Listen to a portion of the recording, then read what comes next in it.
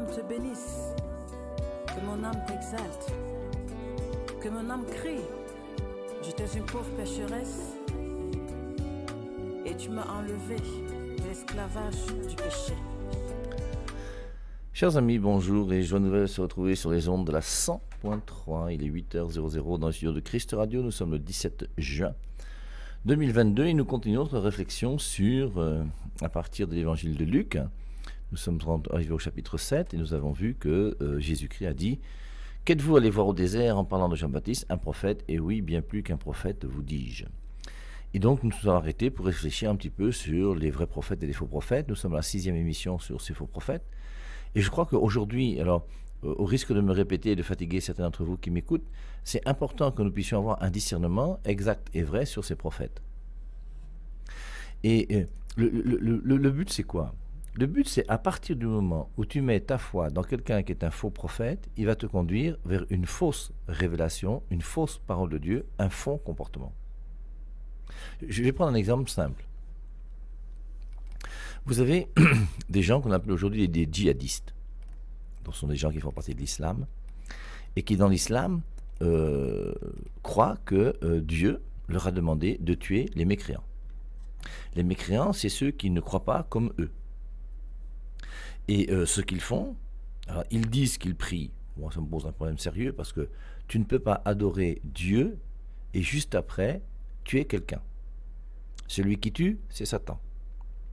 Je vous rappelle Jean chapitre 8, on dit bien dans Jean chapitre 8, verset 44 et suivant, « Votre père à vous c'est le diable parce que vous êtes des menteurs. » Et on dit que le diable, il est homicide dès le commencement.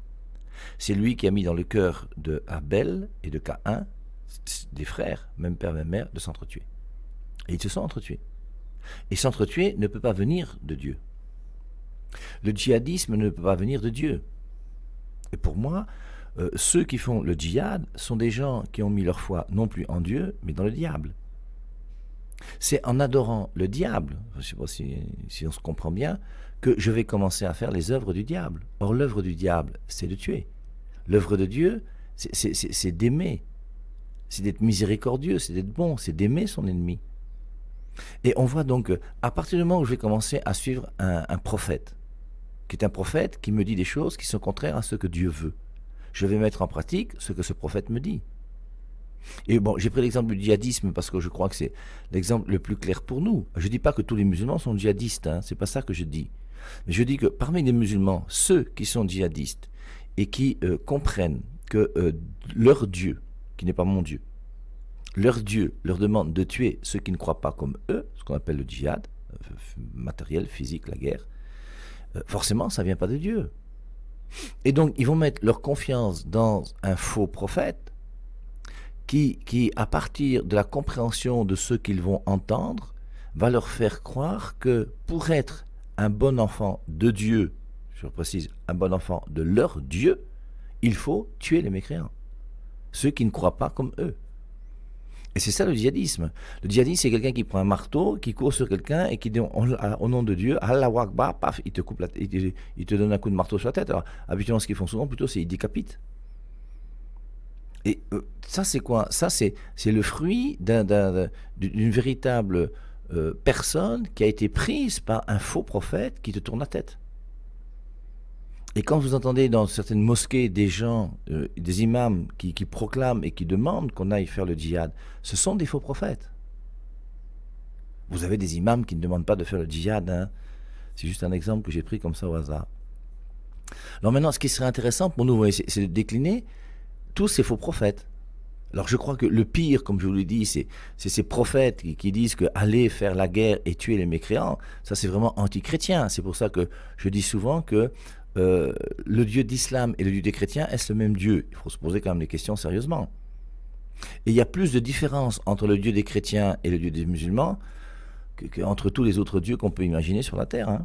Et c'est pour ça que quelque part, moi, il m'arrive de temps en temps de vous dire que le Dieu des musulmans n'est pas mon Dieu à moi. Alors, ce qu'il y a de commun entre le Dieu des musulmans et le Dieu des chrétiens, si Allah est réellement Dieu, c'est que quelque part, nous avons un même Dieu créateur, mais après, on n'a pas le même Dieu.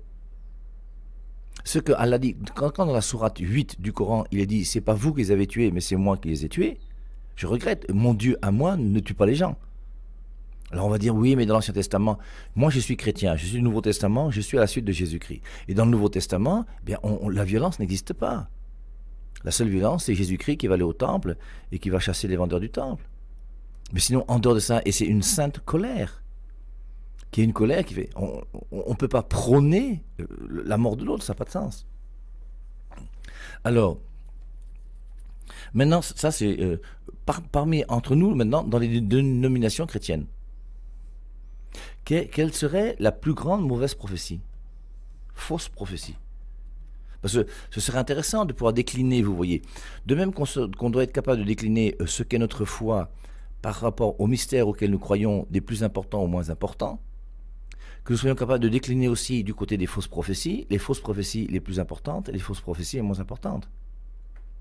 Pour moi, Père Hervé Marie, un pasteur, quelle que soit son église, qui vous enseigne que Jésus-Christ a des frères et des sœurs, c'est un pasteur qui ment. Je crois qu'on l'a vu déjà plusieurs fois. On a réfléchi sur les versets bibliques qui nous parlent des frères et sœurs de Jésus. Allez faire un tour sur mon site YouTube, Père Hervé Marie Igna, H-I-G-N-A-R-D. Regardez les vidéos sur les frères et sœurs de Jésus ou alors les dangers de la Bible. Parce que les dangers de la Bible, justement, c'est qu'on interprète mal la Bible. Mais il y a un verset qui dit que Jésus-Christ avait des frères et des sœurs. Comme hier soir, au moment des réponses aux questions, il y a un verset qui dit que tu ne te feras pas d'image. Mais ça ne veut pas dire qu'il ne faut pas faire d'image. Ça veut dire qu'il ne faut pas faire d'idole. Et si on ne distingue pas image et idole, on a tout faux et on devient un faux prophète. Parce qu'on interprète la Bible d'une manière fausse. Et on ne transmet plus la parole de Dieu. Maintenant, parmi ceux qui sont autour de nous, dans notre milieu à nous les chrétiens, je vous rappelle que demain, le 18, on va rentrer dans la semaine de l'unité. La semaine de l'unité, c'est pourquoi est-ce que nous pouvons, entre chrétiens, nous retrouver ensemble, prier, et nous retrouver ensemble comme des frères. Alors que du côté de la doctrine, nous avons des doctrines différentes. Et je vous avais dit déjà hier, j'ai commencé, mais on en reverra ça sans doute mardi soir à 17h, c'est que l'œcuménisme existe parce que l'amour va plus loin que la vérité. Mais ce n'est pas parce que l'amour va plus loin que la vérité n'existe plus. Et c'est pour ça qu'il faut trouver ce juste équilibre par rapport à amour et vérité. Et le juste équilibre, c'est que l'amour est beaucoup plus important que la vérité. Et c'est parce que l'amour est beaucoup plus important que la vérité que même des gens qui ne sont pas dans la vérité iront au ciel. Dès que tu as compris ça, tu comprends que chez les faux prophètes, on va vous dire qu'une doctrine envoie en enfer. Je ne sais pas si vous connaissez un verset biblique qui montre qu'une doctrine envoie en enfer. Le satanisme peut-être, je ne sais pas, mais sinon en dehors de ça. Est-ce que vous pensez que parce que quelqu'un pense que Jésus-Christ a des frères et des sœurs, ou un autre pense que Jésus-Christ a ni frère ni sœur, que ça va l'envoyer en enfer? C'est pour ça, je dis ça pourquoi? Parce que Marcello Tunasi montre d'une manière claire et nette qu'il est un faux prophète, quand il dit que l'Église catholique est l'antichambre pour l'enfer. Lui-même, là, quand il dit que... c'est aberrant comme phrase. Quand il a le courage et l'audace de dire, en tant que soi-disant homme de Dieu, que l'Église catholique est l'antichambre pour l'enfer. C'est d'une aberration monstrueuse. Dans Jean chapitre 5, au verset 22, il est dit « Sachez aussi que le Père ne juge personne, mais il a donné au Fils la responsabilité de juger. » Qui juge? C'est le Fils. C'est pas Marcello Tunasi. Moi, Père Hervé Marie, je n'ai jamais envoyé quelqu'un en enfer. Je crois que sur les 2500 vidéos qui existent sur mon site YouTube, trouvez-moi une vidéo où j'ai envoyé quelqu'un en enfer. Mais jamais. Ça n'a pas de sens. Et tu ne peux pas envoyer quelqu'un en enfer à cause d'une doctrine. C'est anti-chrétien. Regardez le jugement dernier dans Matthieu chapitre 25, verset 31 et suivant. Quand le Fils de l'homme viendra dans sa gloire pour juger les vivants et les morts, il s'assiera sur son trône de gloire. Il dira aux uns, venez les bénis de mon Père dans le royaume des cieux préparé pour vous depuis la fondation du monde. J'ai eu faim, vous m'avez donné à manger. Il n'a pas dit j'étais catholique, j'étais protestant, j'étais baptisé, j'étais pas baptisé, j'étais né de nouveau. J'ai lu Ézéchiel ou pas Ézéchiel. J'ai écouté la 100.3 ou pas. C'est pas ça qu'il dit. Il dit j'ai eu faim et vous m'avez donné à manger. Et quels sont les gens qui donnent à manger à ceux qui ont faim? C'est ceux qui sont charitables envers leur prochain. Quelle que soit ta dénomination. Et même si tu es sans église et que tu fais du bien à ton frère en lui donnant à manger quand il a faim, Jésus-Christ dit que tu iras au paradis. Et Jésus-Christ nous montre bien qu'il va nous juger sur quoi? Non pas sur la doctrine, non pas sur la vérité, mais sur l'amour. Et c'est pour ça que personne, aucun pasteur ne peut envoyer quelqu'un en enfer. Moi, j'ai jamais dit que Marcelo Tunasi irait en enfer. J'ai jamais dit que Castanou irait en enfer, ou que Tibi Yushua ou Tsala Isomba est en enfer. Jamais. Loin de moi une telle pensée. Parce que quoi? Parce que je ne suis pas Jésus et je ne suis pas là pour juger les gens. C'est Jésus-Christ qui va les juger, c'est pas moi. Moi, je suis là pour être un vrai prophète et donner la vérité de la parole de Dieu au monde. Pourquoi? Parce que plus je vais avoir la vérité de Dieu dans ma tête, plus je connaîtrai la parole de Dieu, la vraie parole de Dieu, pas celle qui vient des interprétations fausses de la Bible. Plus cette parole de Dieu sera dans ma tête, plus je serai apte à pouvoir aimer Dieu de tout mon cœur et mon prochain et moi-même. Pourquoi la vérité est importante pour nous? Parce qu'on vient de voir qu'une fausse vérité comme celle des djihadistes conduit au nom de Dieu à tuer des innocents. Une vraie connaissance de la parole de Dieu ne te demandera jamais de tuer des innocents, ça n'a pas de sens.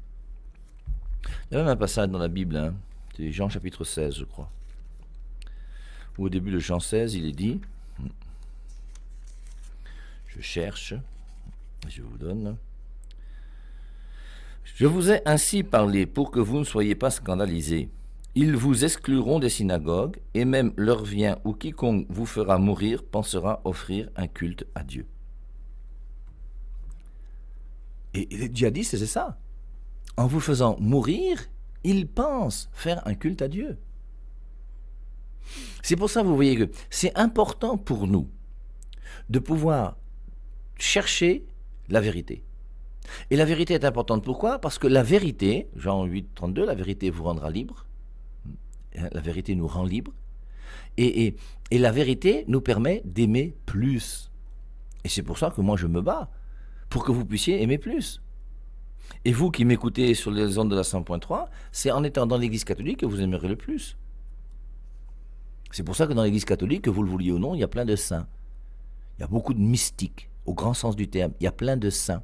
Et la raison première, c'est laquelle? C'est que l'église catholique existe depuis 2000 ans.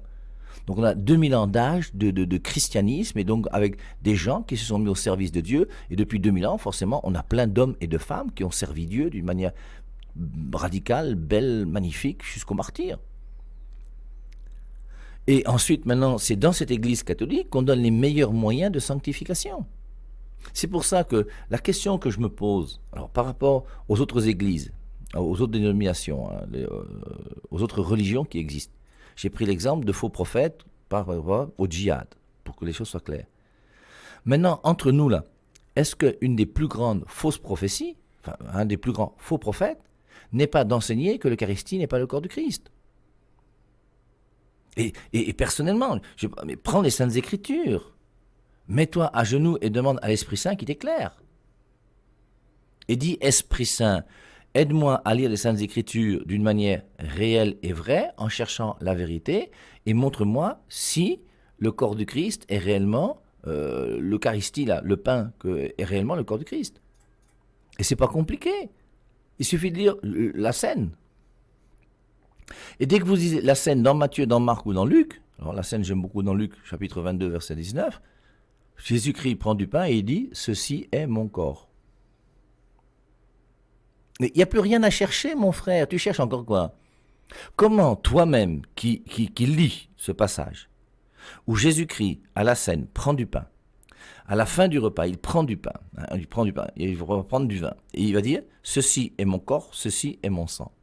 C'est son corps ou c'est pas son corps? Si tu estimes que Jésus-Christ a pris du pain et qu'il a dit « Ceci est mon corps » et que c'est pas son corps, c'est que tu fais de Jésus-Christ un menteur.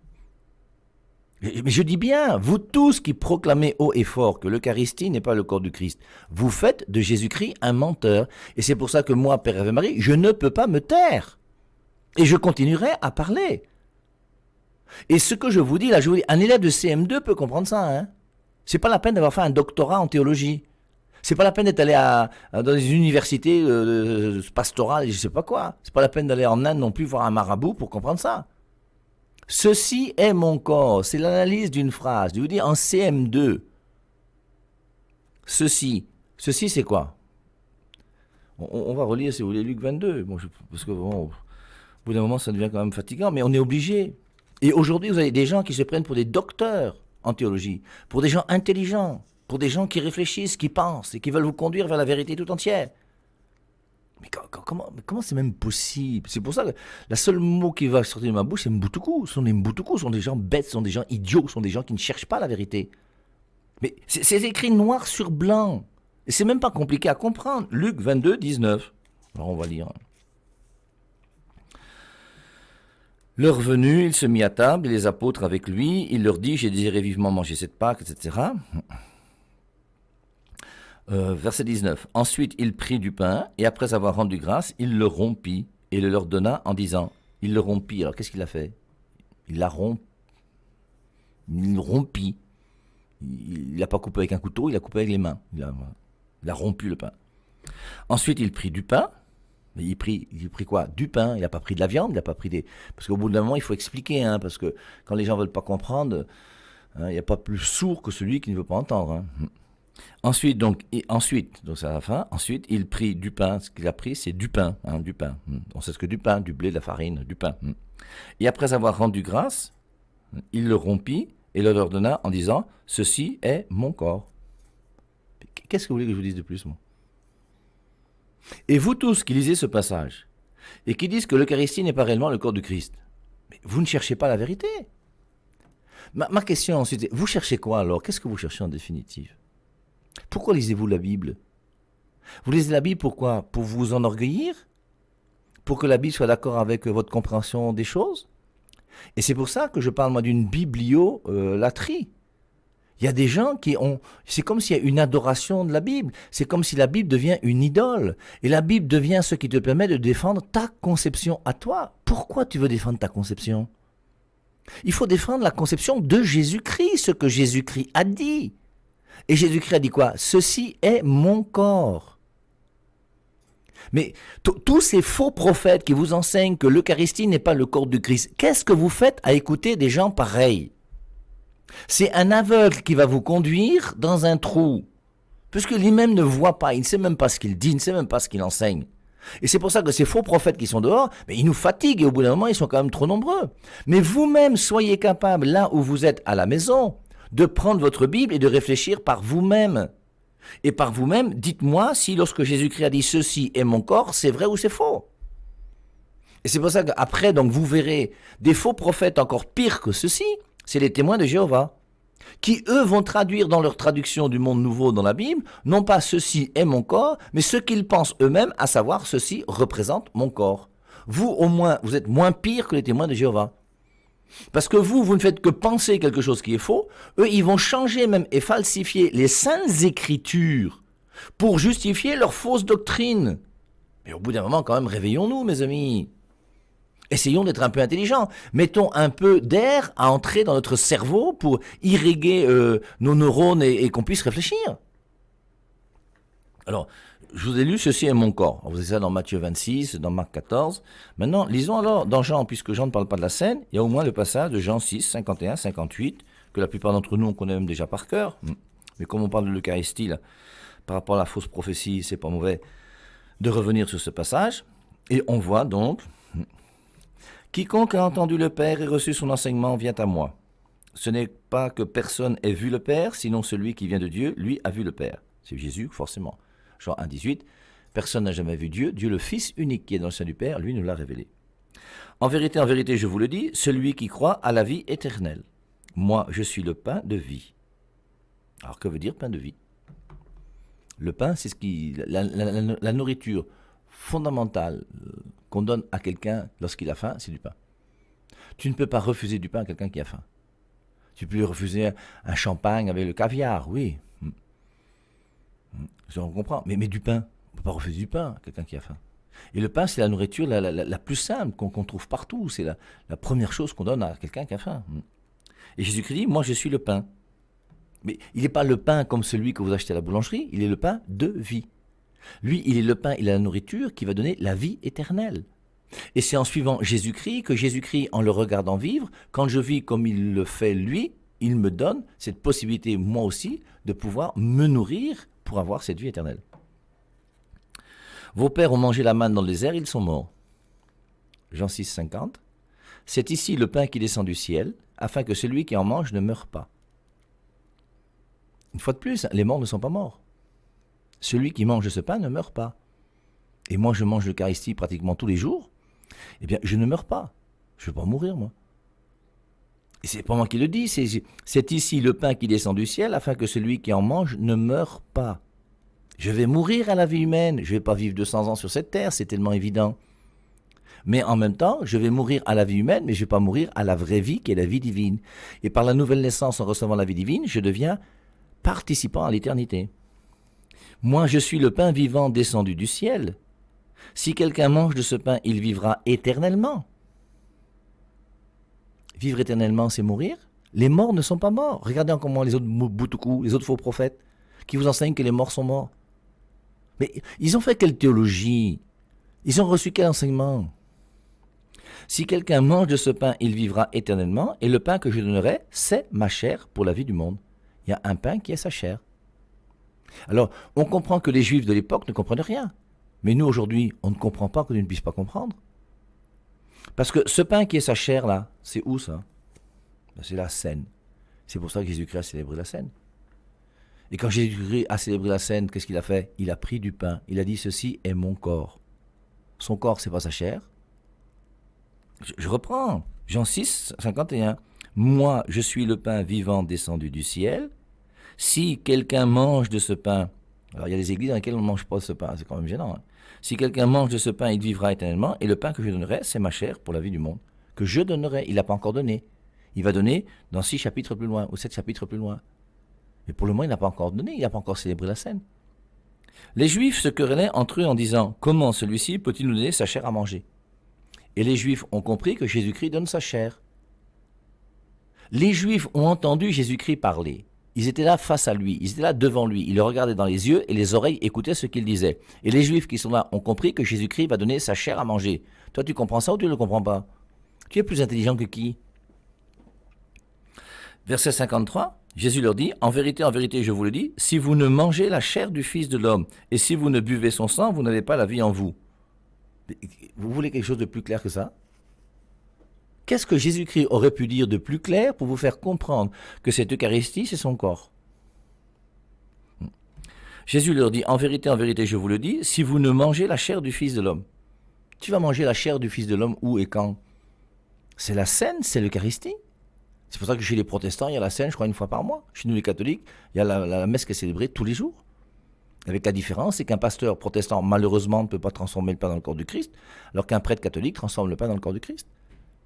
Et la raison, comme je vous l'ai dit, c'est parce que les réformateurs qui vous ont déformés ont refusé les 5 sacrements avec le sacrement de l'ordre qui fait les prêtres. On peut continuer alors. Si vous ne mangez son sang, vous n'avez pas la vie en vous. Verset 54. Celui qui mange ma chair et qui boit mon sang. On parle de sa chair et de son sang, oui ou non? Mais au bout d'un moment, je ne sais pas moi, s'il faut ouvrir les yeux, ouvrir l'intelligence, qu'est-ce qu'il faut faire? Celui qui mange ma chair et qui boit mon sang a la vie éternelle et je le ressusciterai au dernier jour. Si tu veux ressusciter au dernier jour, fais ce que Jésus-Christ te demande. Mange sa chair et bois son sang. 55. Car ma chair est vraiment une nourriture et mon sang est vraiment un breuvage. Si vous voulez, vous continuez, hein, parce que moi, je crois qu'il n'y a pas pire sourd que celui qui ne veut pas entendre. Alors, quelles sont les plus grandes fausses prophéties enseignées dans le christianisme aujourd'hui? Je crois qu'une des grandes prophéties enseignées dans le christianisme aujourd'hui et qui est fausse, c'est le problème de l'Eucharistie. Je pense, hein, alors je peux me tromper, on pourra réfléchir ensemble pour essayer de voir quel ordre devons-nous mettre dans toutes les fausses prophéties qu'on nous enseigne aujourd'hui. Donc, et tout ça, c'est pour vous rappeler que cette réflexion sur les faux prophètes, c'est quoi? C'est nous faire comprendre que si j'ai réellement la parole de Dieu qui est la vérité, cette parole de Dieu qui est la vérité va me permettre de réaliser la volonté du Père et de m'épanouir. Si je n'ai plus la vérité de la parole de Dieu et que je commence à croire des choses qui sont bizarres, je vais poser des actes qui sont bizarres et qui ne sont plus des actes qui vont me sanctifier. Je prends un exemple simple. Le fait dans l'Église catholique de pouvoir recevoir la communion tous les jours, pendant 40 ans, 50 ans, on a fêté l'autre jour Saint Rémy. Saint Rémy, c'est l'évêque de Reims qui a oint Clovis. Il a été évêque pendant 70 ans. Il a vécu presque 100 ans. Pendant 70 ans, comme évêque, il a célébré la messe tous les jours. Sans compter qu'avant déjà, il célébrait déjà la messe. Mais quand tu célèbres la messe tous les jours, que tous les jours tu vas recevoir l'Eucharistie, mais que tu le veuilles ou non, ça te donne une manière de vivre tu acquiers des mœurs chrétiens qui sont différents de ceux qui, comme les témoins de Jéhovah, vont assister à leur mémorial où le pain reste du pain et où ne peuvent manger de ce pain que ceux qui font partie des 144 000 qui vont au ciel. Tu rentres chez les témoins de Jéhovah au nom d'une fausse doctrine, ce qu'on appelle la fausse prophétie. Et ces faux prophètes témoins de Jéhovah vont t'enseigner qu'il ne faut pas manger l'Eucharistie si tu ne fais pas partie de ceux qui seront sur la terre éternellement. Et donc, tu rentres dans la congrégation des témoins de Jéhovah, tu vas devenir un petit témoin de Jéhovah qui va faire du porte-à-porte, et tu ne pourras même pas manger l'Eucharistie une seule fois dans toute ta vie. Tu es chrétien catholique, à partir du moment où tu as fait ta communion, tu veux prendre la communion tous les jours de ta vie. Mais forcément, après 50 ans, 60 ans, ça fait une distinction énorme. Vous qui avez peur de la sorcellerie, là, des sorciers, des couches de nuit, des poisons de nuit, mais à partir du moment où tu prends la communion tous les jours, mais vous pensez que la communion que tu prends tous les jours n'est pas efficace? Ceci est mon corps, c'est Jésus-Christ qui vient en toi. Jésus-Christ vient en toi tous les jours, mais le démon lui-même va fuir seul. Parce que là où il y a la maison qui est la maison de Dieu, nous sommes le temple de l'Esprit Saint et Jésus-Christ vient en nous, le corps du Christ. Mais forcément, le démon va partir seul. C'est pour ça qu'en mon nom, ils chasseront les démons. Pas en criant, en disant « Au nom de Jésus-Christ, je te chasse ». Non, en mon nom, parce que tu es chrétien. En mon nom à moi, parce que tu appartiens à mon Église et que tu as accepté de donner ta vie à Jésus-Christ. En mon nom, ils chasseront les démons. Le fait même que je sois chrétien fait que le démon, par lui-même, va commencer à me fuir et à partir. Et c'est pour ça que les moyens qui nous sont donnés par notre Église, nous les catholiques, nous avons une chance énorme, c'est que nous avons les meilleurs moyens de sanctification qui sont donnés aux hommes sur la terre aujourd'hui. Alors, on avait lu, je vais terminer par là parce que on continuera avec maintenant les faux prophètes dans le Nouveau Testament. Tu n'écouteras pas les paroles de ce prophète ou de ce diseur de songe. C'est Deutéronome chapitre 13, verset 4. Tu n'écouteras pas les paroles de ce prophète ou de ce diseur de songe. Et dans Deutéronome 13, on a vu que c'est un prophète qui dit quelque chose qui se réalise. Et même si ça se réalise, il dit tu n'écouteras pas les paroles de ce prophète. Même si sa prophétie se réalise, car c'est Yahvé ton Dieu qui te met à l'épreuve pour savoir si tu l'aimes de tout ton cœur et de toute ton âme. Parce que dans ce passage de Deutéronome 13, il a dit, si un prophète vient, il dit quelque chose qui se réalise et il te fait abandonner Dieu, alors fuis-le. Si tu suis un prophète qui te fait abandonner l'église du Christ, qui est l'église catholique, fuis-le. Et il dit juste après d'ailleurs, tu n'écouteras pas les paroles de ce prophète ou de ce diseur de songe, car c'est Yahvé ton Dieu qui te met à l'épreuve pour savoir si tu l'aimes de tout ton cœur, de toute ton âme. C'est Yahvé, votre Dieu, que vous suivrez. On ne suit pas un homme, on suit Dieu. Et moi, Père Ave Marie, je suis dans la seule église fondée par Jésus-Christ. Aucune des autres églises qui existent sur la terre n'est fondée par Jésus-Christ. Les protestants étaient fondés par Martin Luther. Les adventistes par William, je ne sais plus comment il s'appelle, Miller. Les témoins de Jéhovah ont été fondés par Charles Taze Russell. Salah et Somba a fondé sa part ici à Tropicana. Camden Biodor a fondé aussi sa part. Tout ça sont des églises fondées par des hommes. C'est Yahvé, votre Dieu, que vous suivrez. On ne suit pas des hommes, on suit Dieu. Pierre, tu es pierre, sur cette pierre je bâtirai mon église. Alors, les faux prophètes, dans Ézéchiel chapitre 13. Oui, voici ce que dit Yahvé. Malheur aux prophètes irresponsables qui suivent leur imagination mais qui n'ont pas eu de vision. Ils sont nombreux aujourd'hui, des gens qui se font leur propre vision. Ils se font leur propre songe. Ils vous disent ce que vous aimez entendre.